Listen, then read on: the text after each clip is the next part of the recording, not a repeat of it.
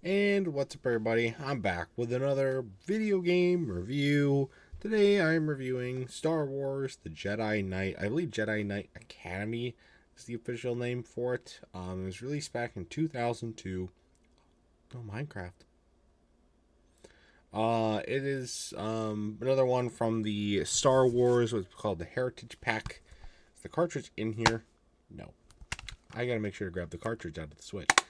But yeah, it's Star Wars Heritage Pack. Actually, it's called Star Wars Jedi Knight Jedi Academy. So that's pretty cool. This game is another one. Yeah, I got a lot of thoughts on it. Let's just another one. Jeffofthemellows gift. Let me borrow this. By the way, this whole pack gave me the chance to play it. So thank you, thank you, thank you. And I got a lot of thoughts on this game. Let's just jump right into it. Gotta say, um, as somebody who did not grow up playing these games, somebody who is maybe doesn't understand Star Wars as much, is not as big of a fan, I might, with the Force Unleashed, I was a little bit generous. I think. This game, I'm not going to be as generous, or any pretty game in the future. The controls in this game are ass. I'm sorry, I'm gonna say it right now, they are ass.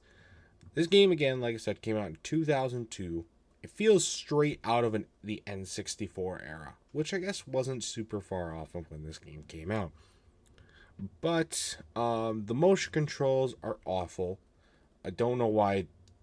I don't know if this was something that they put in specifically for the Switch version or like remastered versions in general. They're ass. They're a complete ass. Um, it was like jumping, like simply just jumping, crossing a bridge, swimming. Swimming is awful in this game. And you don't even have to do a whole lot of swimming, but why make it tedious? There's not going to be a ton of it in the game.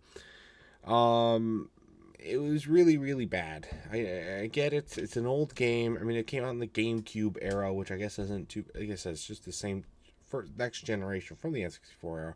If it just is not aged well at all. Um, Sometimes like random frames in the game will just kill you out of nowhere. Enemies will, and then like with the enemies, they sometimes attack, sometimes don't. Like I could go up to an enemy and they won't do anything, but the next enemy I see, they'll attack me from like 100 feet away. What is the consistency there? Again, that's just something about this game that has not aged well at all. I did really like the Mario jump attack where you can just like jump on them and it disables them for a little bit so that you can like attack them. Sometimes that's really all you can do. Like sometimes that's like I don't know if it's like something that they were necessarily intending on being like a move that you would need to do in the game. But sometimes with like some of the harder bosses, it is something. It is like the only thing that you can do in order to really inflict a good amount of damage on them. At least so that the boss battles don't take like a half hour, which is good. I also think the character lines are really funny. It's not the only game in this pack that I think the dialogue is really, really funny because it's again hasn't aged very well. But it's good comic relief, I should say. It's good comic relief with the cutscenes and everything like that. So I did like that. Um, I also want to comment on the online play that I've heard other people talk about with this game. It's crazy that there was online play in 2002. Let's just say that. And that saw some footage of that. Seems like a hell of a time.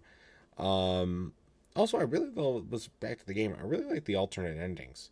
Um, I think that's something that was explored at previous games.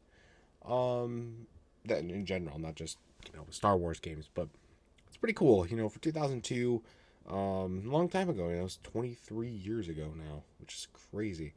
That they were doing alternate endings, and it's not the best approach to it, but it's probably one of the first, especially in the Star Wars game realm.